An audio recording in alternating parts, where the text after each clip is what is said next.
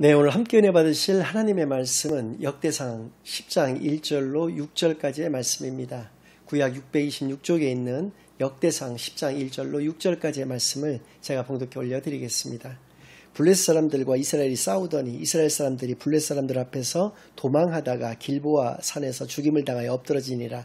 블레셋 사람들이 사울과 그 아들들을 추격하여 블레셋 사람들이 사울의 아들 요나단과 아비나답과 말기수아를 죽이고 사울을 맹렬히 치며 활 쏘는 자가 사울에게 따라 미침에 사울이 그 쏘는 자로 말미암아 심히 다급하여 사울이 자기의 무기를 가진 자에게 이르되 너는 칼을 빼어 그것으로 나를 찌르라. 할례 받지 못한 자들이 와서 나를 욕되게 할까 두려워하노라. 그러나 그의 무기를 가진 자가 심히 두려워하여 행하기를 원하지 아니하매 사울이 자기 칼을 뽑아서 그 위에 엎드러지니 무기 가진 자가 사울이 죽는 것을 보고 자기도 칼에 엎드러져 죽으니라. 이와 같이 사울과 그의 세 아들과 그 온 집안이 함께 죽으니라. 아멘. 하나님 아버지 감사드립니다. 오늘도 귀한 주일로 귀한 교회로 귀한 예배로 인도하여 주시는 은혜를 진정으로 감사드립니다. 지금 이 시간 저희들이 지난 한 주간 지었던 모든 죄악을 예수 그리스도의 십자가 아래 다 내려놓고 오직 저희들의 온 마음과 정성을 다하여 하나님께만 드려지는 예배를 통하여 하나님께서만 영광 받으시는 은혜의 시간으로 이 시간을 인도하여 주시옵소서.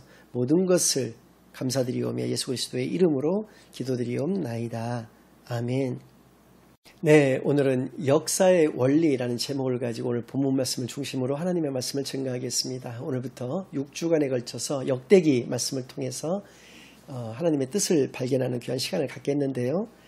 역대상 3주, 역대하 3주를 할애하겠습니다.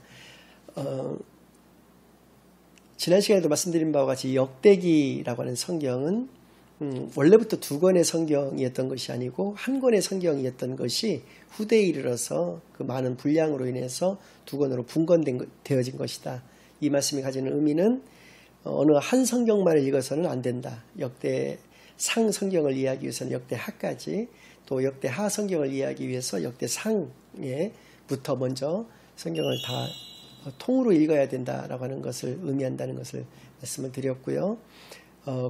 이 역대기라고 하는 그 말씀이 가지고 있는 의미는 대대로 이어져 내려온 여러 대라고 하는 의미를 가지고 있습니다. 그 히브리어 원 제목으로는 디브레 하야밈이라고 해가지고 그날들의 말씀들이라고 하는 의미를 가지고 있거든요. 그래서 지나간 역사를 어떤 신앙적으로 해석한 성경, 지나간 역사들을 하나님의 말씀에 대입시켜서 해석하는, 재해석하는 그러한 성경이라고 하는 의미를 가지고 있습니다. 구조를 간략하게 살펴본다면 역대상 1장에서부터 9장까지는 족보에 관련된 말씀이 쭉 나오고 있습니다. 그러니까 아담으로부터 시작을 해서 이게 남유다가 완전히 멸망해서 포로 귀환할 때까지의 역사를 기록을 한 것인데요. 그때까지의 어떤 족보에 관련된 말씀이 9개의 장에 걸쳐서 나오고 있고요. 10장은 오늘 본문인데 사울의 죽음에 관련돼서 이 한 장을 할애해서 말씀해 주고 계시는 거고요. 11장부터 29장까지가 다윗의 통치와 성전 건축 준비에 관련된 말씀들이 거기에 나와 있습니다. 그래서입니다. 역대상을 말씀드리는 3주 동안에는 이 순서로 말씀을 드리고자 합니다. 오늘은 사울의 죽음에 관련돼서, 다음 주에는 다윗의 통치에 관련된 어떤 한 부분에 관련돼서, 또 3주째에는 솔로몬에게 남겼던 유언의 내용을 가지고 여러분들과 함께 은혜를 나누는 그런 시간을 갖겠습니다. 역대하도 마찬가지죠. 1장에서부터 9장까지가 솔로몬의 통치, 또 10장에서부터 마지막 36장까지는 남유다의 역사에 관련돼서, 그러니까 르호보암부터 포로 귀환 때까지의 역사에 대해서 자세하게 기록해 놓으셨고요. 북이스라엘은 정통성을 인정받지를 못했던 것으로 역대기의 기자는 생각을 했습니다. 그래서 북이스라엘은 이 역대기에는 등장하지를 않고 있습니다. 오늘 주인공 사울은 이스라엘 왕정의 시작이라고 할 수가 있고요.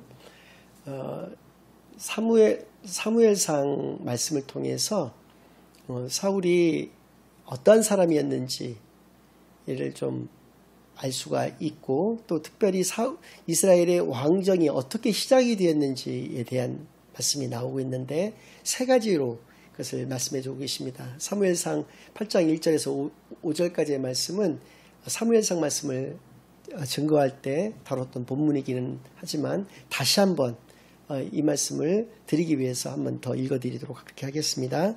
사무엘이 늙음에 그의 아들들을 이스라엘 사사로 삼으니 장자의 이름은 요엘이요 차자의 이름은 아비아라. 그들이 브엘사바에서 사사가 되니라. 그의 아들들이 자기 아버지의 행위를 따르지 아니하고 이익을 따라 뇌물을 받고 판결을 굽게 하니라. 이스라엘 모든 장로가 모여 라마에 있는 사무엘에게 나아가서 그에게 이르되 보소서 당신은 늙고 당신의 아들들은 당신의 행위를 따르지 아니하니 모든 나라와 같이 우리에게 왕을 세워 우리를 다스리게 하소서 한지라. 세 가지로 이스라엘의 왕정이 세우게 됐다는 것을 말씀해 주고 계시는데요. 첫 번째는 사무엘의 은퇴입니다. 사무엘이 늙음에로 이 말씀이 시작되고 있는데 사무엘이 늙어서 더 이상 사사의 직분을 감당하기가 어려워졌다는 것을 의미하는 것이죠. 두 번째는 그의 아들들이 그 아버지의 뒤를 이어서 사사가 되게 되었는데요.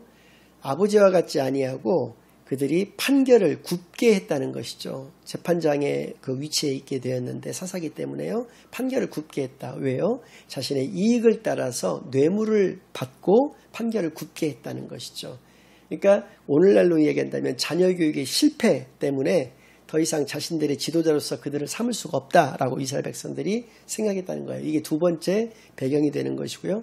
세 번째는 백성들의 죄악된 선택이 있었다는 것이죠.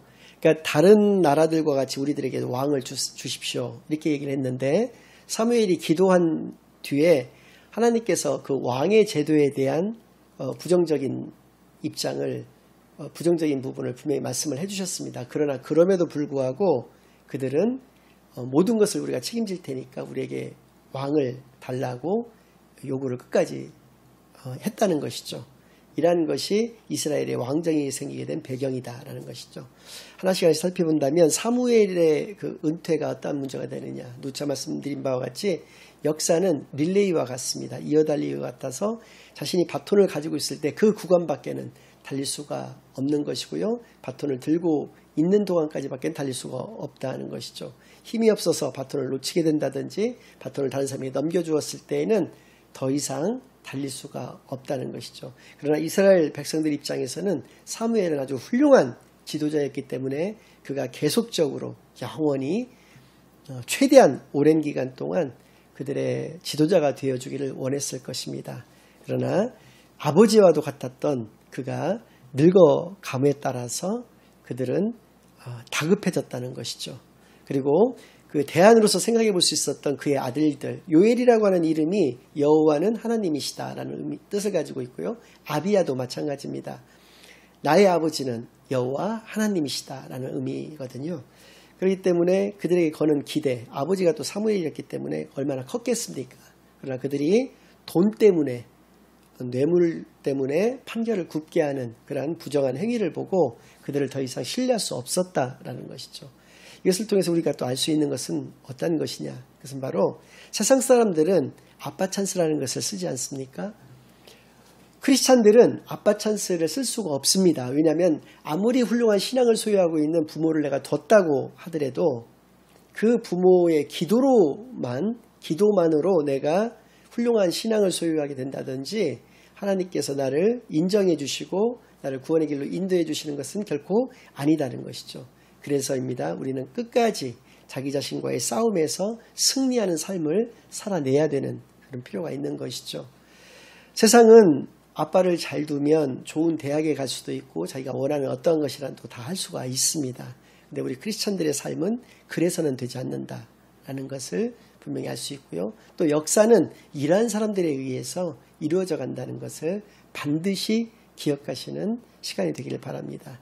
또 우리가 중요한 것은 우리 자신의 지혜로 우리 자신이 가지고 있는 생각을 관철하는 것이 중요한 것이 아니라 말씀에 의지하는 삶이 중요하다라는 것을 이 백성들의 죄악된 선택을 통해서도 분명히 깨달아 알 수가 있다는 것이죠. 이것이 오늘 우리가 역사에서 얻을 수 있는 교훈이 되는 것이고요. 역사의 원리가 되는 것임을 기억하시기를 바라겠습니다. 왕정에 대한 하나님의 그 말씀, 왕의 제도에 대한 그 결론은 왕을 세우게 되면 그가 아무리 훌륭한 왕이라 할지라도 그 제도 자체로 인해서 너희들은 그의 종이 될 수밖에 없다는 것이 결론이었거든요. 이 말씀을 바꿔서 얘기한다면 이렇게 표현할 수도 있습니다. 왕은 조폭 두목밖에 될 수가 없다는 것이죠. 그러니까 조폭 두목이 아무리 훌륭해도 일개 깡패에 불과할 수밖에 없다는 것이 가지고 있는 의미는 다윗의 사례에서 분명히 알 수 있습니다. 다윗은 명실공히 이스라엘 모든 사람들이 오늘날까지도 인정하는 가장 훌륭한 왕입니다. 그러나 그가 했던 일 중에 하나가 어떤 것이 있습니까? 유부녀를 자기의 아내로 삼은 것입니다. 그 과정에서 그 충직한 신하였던 그 유부녀의 남편을 그 한 사람을 죽일 마땅한 방법이 마땅치 않아서 그의 부하들과 함께 죽게 만든 것이 바로 다윗이었습니다. 그가 왕이 아니었으면 그게 가능했겠느냐라는 것이죠. 그러니까 과거에도 그랬고 오늘날에도 물론 마찬가지입니다만은 계급적 질서를 형성을 할 수밖에 없는 것이다. 오늘날의 우리 교회들의 모습도 마찬가지죠.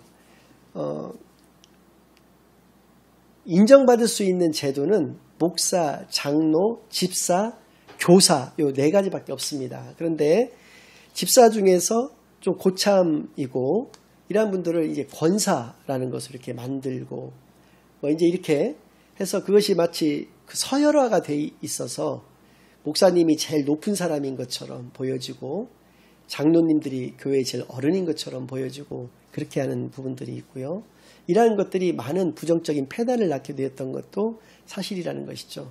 그러나 우리는 왕은 하나님 한 분뿐이고 우리는 모두가 다 한 형제일 수밖에 없다는 것이 성경이 우리에게 주시는 말씀이거든요. 우리는 그것이 직분일 뿐이고 그 직분은 우리의 역할일 뿐인 것이지 그것이 계급적 질서로서 자리매김해서는 안 된다. 이것이 온전하신 하나님의 뜻인 것을 분명히 기억하는 시간이 되기를 바라겠고요. 그런 차원에서 하나님께서 그들에게 경고해 주셨지만 그들은 하나님의 말씀을 듣지 않고 자신들의 판단대로 자신들의 지혜대로 이게 옳다고 생각되는 그런 대로 그렇게 밀어붙였다는 것이죠. 그러니까 우리가 말씀을 붙잡는 것에 실패했을 때 어떠한 결과가 빚어진다라고 하는 것을 그들이 북이스라엘과 남유다로 나라가 나눠지고 결국에는 다 멸망당했던 그들의 역사를 통해서 분명히 배우게 되기를 바라겠습니다. 사무엘상 10장을 통해서 사울이 왕이 되게 된 과정을 말씀해 주고 계시는데요. 10장 1절에 사무엘 선지자가 하나님의 명에 따라서 사울을 이스라엘 초대왕으로 기름 부음을 먼저 하게 됩니다. 근데 이제 정권을 가지는 사람들 또 정권을 가지고자 하는 사람들에게 있어서 가장 권력을 주려고 하는 그런 사람들에게 가장 중요한 것은 정당성의 확보거든요. 그래서 그 기름 부음이라는 것은 사무엘과 사울 둘 사이에서만 이루어졌던 일이기 때문에 20절에서 21절 말씀을 보니까 제비뽑기라는 방식을 통합니다. 그러니까 이스라엘 모든 사람들을 모아놓고 왕을 뽑을 때 제비뽑기로서 그 제비를 하나님께서 뽑아주신다라고 하는 의미거든요. 그렇게 해서 사울이 당연히 이제 뽑히게 되는 것이죠. 그렇게 해서 백성들로부터 인정을 모든 사람들 앞에서 제비뽑기를 통해서 왕이 됐으니까 그가 정당성을 확보할 수 있게 하여 주셨던 것이죠. 그런데 그 자리에 남보다 머리 하나가 더 있었던 건장한 체격에 사울이 보이질 않는 것입니다. 이미 1절을 통해서 자기가 이스라엘의 초대 왕이 될 것임을 알고 있었던 사울이 그 제비뽑기 현장에 없던 거예요. 알고 보니까 저기 짐 무더기 사이에 숨어 있었던 거예요. 왜요? 부끄러워서. 자신 같은 사람이 어떻게 이 이스라엘 백성들을 이끌어가는 왕이 될 자격이 있는가? 나는 자격이 없는 사람이다 라는 것 때문에 숨어 있었던 것이죠. 지도자는 이런 사람을 뽑아야 되는 것입니다. 나 아니면 안 된다. 나만이 이 나라를 이끌어갈 수 있는 적임자다라는 사람을 우리의 지도자로 뽑는 것이 아니라 저 같은 것이 어떻게 감히 이렇게 훌륭한 백성들을 이끌어갈 수가 있겠습니까? 나는 그럴 자격이 없는 사람입니다. 라는 겸손한 자세를 가진 사람을 지도자로 뽑아야 되는 것을 알 수가 있는 것이죠. 이렇게 초기의 사울의 모습은 그가 굉장히 겸손한 신앙인이었고 겸손한 사람이었다는 것을 그에게 시비 붙었던 그 불량배들을 용서했던 그러한 초창기 때의 모습을 통해서도 알 수 있듯이 그런 굉장히 겸손한 사람이었다는 것이죠. 그런데 문제는 뭐냐? 오늘 본문 말씀은 그것입니다. 1절 말씀을 통해서 블레셋과 이스라엘이 전쟁이 벌어졌는데 블레셋에 이스라엘이 완전히 패망을 했다는 거예요. 완전히 나라가 멸망하진 않았지만 사울도 죽고 그에 앞서서 세 아들이 죽고 그의 온 집안이 멸망하는 큰 패배를 가지게 됐다는 것입니다. 그것이 무엇 때문인가? 하나님이 그 이스라엘과 함께하여 주시지 않았기 때문이다라는 것이죠. 그렇다면 하나님의 백성이고 하나님의 나라인 이스라엘에 왜 하나님께서 함께하여 주시지 않았는가? 그래서 왜 블레셋에게 승리하게 하셨는가? 그것은 사울의 죄악 때문이다. 이렇게 말씀하고 계십니다. 10장 13절 14절 말씀을 제가 봉독해 올려드리겠습니다. 사울이 죽은 것은 여호와께 범죄하였기 때문이라. 그가 여호와의 말씀을 지키지 아니하고 또 신접한 자에게 가르치기를 청하고 여호와께 묻지 아니하였으므로 여호와께서 그를 죽이시고 그 나라를 이새의 아들 다윗에게 넘겨주셨더라. 사울이 패망할 수밖에 없었고 또 죽을 수밖에 없었던 것은 그의 죄악 때문이다. 두 가지로 그 죄악에 대해서 말씀하고 계시는데 첫 번째는 하나님의 말씀에 불순종했다. 두 번째는 그가 우상 숭배하였다라는 것입니다. 두 가지 모두가 다 그가 교만하였고 하나님보다는 자기 자신을 더 믿었다는 것이죠. 하나님을 더 이상 믿지 않았다라는 것을 분명히 알 수가 있고요. 이러한 그의 인생을 사로잡았던 지배하였던 감정은 어떤 것이었느냐? 4절 말씀을 통해서 알 수 있는 것처럼 중간에 그가 두려움에 빠져 있었다. 그러니까 두려움이었다는 것입니다. 그가 죄악에 빠질 수밖에 없었던 것은 두려움이었다. 그가 말씀드렸다시피 초기에는 왕이 될 무렵만 해도 또 초기에 또 그 모습만 해도 그는 굉장히 겸손한 훌륭한 왕이었습니다. 그런데 다윗이라고 하는 10대 소년이 어느 날 갑자기 나타나서 자신은 말할 것도 없거니와 그 백전노장들이 즐비했던 이스라엘 군대에서 어느 한 사람도 나서지 못했던 그 블레셋의 골리앗이라고 하는 그 장수에게 다 기가 눌리고 쫄아서 아무도 나서지 못했을 때 이 다윗이 나서서 그를 죽이고 그 전쟁을 승리로 이끌었었거든요. 그것까지는 좋았는데 이렇게 성으로 돌아올 때 그 이스라엘 백성 중에서 여인들이 그 사울을 사실 찬양하는 노래였는데 이런 노래를 부릅니다. 사울이 죽인 자는 천천히요 다윗이 죽인 자는 만만이라 라는 노래를 듣고 사울이 거기서부터 분노를 하기 시작했고 그 분노는 다윗을 향하게 되었죠. 그래서 결국 그가 자신의 사위가 되었지만 그가 잠재적으로 자기에게 경쟁자가 될 것이라는 생각에서 그를 죽이고자 하였고 일생에 그를 사로잡았던 것은 악령이 그를 사로잡게 되었던 것이고 그것의 본질적인 그 감정은 두려움 때문이었다는 것이죠. 그러니까 그는 세 가지에 늘 시달렸습니다. 내부적으로는 다윗에 시달렸고 이 눈앞의 적이었던 외부적으로는 눈앞의 적이었던 이 블레셋에 그렇게 항상 시달렸고요. 또 블레셋뿐만 아니라 그 이스라엘 환경 자체가 이웃 나라들에게 늘 그 침입을 받을 수 있는 그런 지정학적인 위치를 가지고 있었기 때문에 그런 어떤 환경과 상황 가운데에서도 그런 두려움을 늘 가질 수밖에 없었던 그런 불행한 왕이었던 것이죠. 그러니까 이 두려움을 극복할 수 있는 유일한 힘, 그것을 성경은 이사야서 41장 10절 말씀을 통해서 우리에게 유일한 그 길이 있는 것을, 그 방법이 있는 것을 알려주고 계십니다. 제가 봉독해 올려드리겠습니다. 두려워하지 말라. 내가 너와 함께함이라. 놀라지 말라. 나는 내 하나님이 됨이라. 내가 너를 굳세게 하리라. 참으로 너를 도와주리라. 참으로 나의 의로운 오른손으로 너를 붙들리라. 하나님이 나와 함께하여 주신다면 나는 두렵지 않다는 것이죠. 나에게 유일하게 힘을 공급해 주시는 분, 그것은 하나님 한 분밖에 계시지 않는다는 것이죠. 하나님께서 나를 붙들어 주신다면 나는 늘 승리의 삶만을 살아갈 수 없다는 것을 분명히 알려주시는 것이고요. 이것이 우리 개인과 우리의 역사를 이루어나가는 그런 원동력이라는 것을 분명히 말씀해 주고 계십니다. 인생과 역사에 있어서 가장 큰 적은 바로 두려움이라고 하는 것과 그 두려움을 능히 극복할 수 있는 유일한 그 길은 임마누엘밖에 없다라고 하는 것을 우리에게 알려주시는 것이고요. 마지막으로 여러분들에게 말씀드리고 싶은 것은 그 임마누엘의 방법은 그럼 무엇이겠느냐라는 것이죠. 그것은 하나님께로 돌아오는 것이다. 즉 회개밖에는 없다는 것이죠. 회개를 통해서 하나님의 자녀된 우리의 믿음이 회복됨으로 말미암아서 하나님의 자녀된 신분과 권세를 회복해서 승리의 삶을 살아가시는 저와 여러분 되시기만을 예수 그리스도의 이름으로 간절히 축원합니다. 연연하고 붙들면 우리는 불안해질 수밖에 없습니다. 두려움에 사로잡힐 수밖에 없습니다. 돈이 되었던 권력이 되었던 그 무엇이 되었던 마찬가지입니다. 붙들고자 하면 연연하면 불안해질 수밖에 없습니다. 맡기면 평안해질 수밖에 없다는 것, 이것이 역사의 원리인 것입니다. 제가 늘 주변 사람들에게 농담조로 얘기하는 그 안빈낙도라고 하는 동양사상의 그 정신은 어떠한 환경과 형편과 처지와 또 어떠한 사람들 가운데 내가 둘러싸여 있다 할지라도 나에게 주신 것에 늘 감사하면서 그것에 만족하고 그것에서 행복을 찾는 것이 올바른 길인 것을 분명히 알려주고 계시는 그런 말씀이 되는 것입니다. 안빈낙도의 그런 귀한 삶, 두려움에 사로잡히지 않고 하나님과 늘 함께하는 그런 귀한 삶 안을 살아가시는데 부족함이 없는 저와 여러분이 되시기를 예수 그리스도의 이름으로 간절히 축원합니다. 아멘.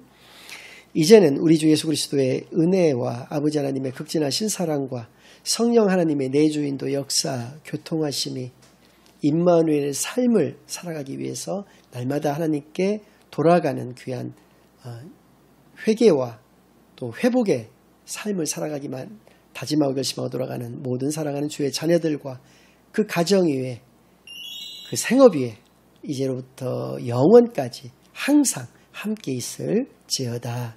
아멘.